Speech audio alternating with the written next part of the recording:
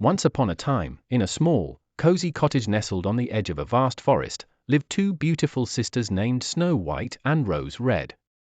They were as different as night and day, yet inseparable in their love for each other. Snow White had hair as dark as midnight, skin as pale as snow, and a heart as gentle as a dove. Rose Red, on the other hand, had rosy cheeks, a fiery spirit, and hair that shimmered like spun gold in the sunlight.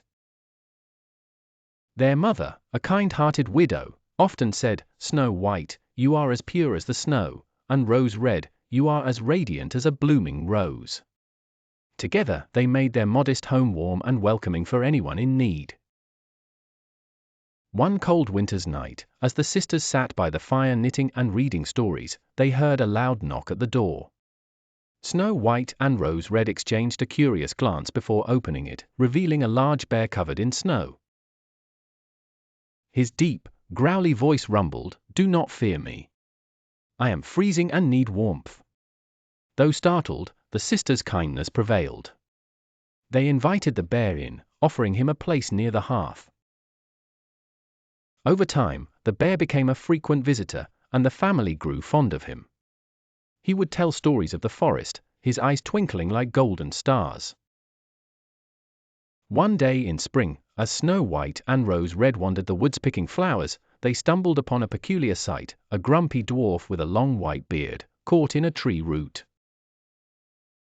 His squeaky voice called out, "Help me, you silly girls. Don't just stand there." The sisters quickly freed him, but instead of thanking them, the dwarf scowled and muttered about how clumsy they were. Despite his rudeness, Snow White and Rose Red helped him on multiple occasions, whether he was trapped by a fishing line or caught in a bird's talons. One fateful day, as the girls walked deeper into the forest, they encountered the dwarf again, but this time he was trying to escape the bear.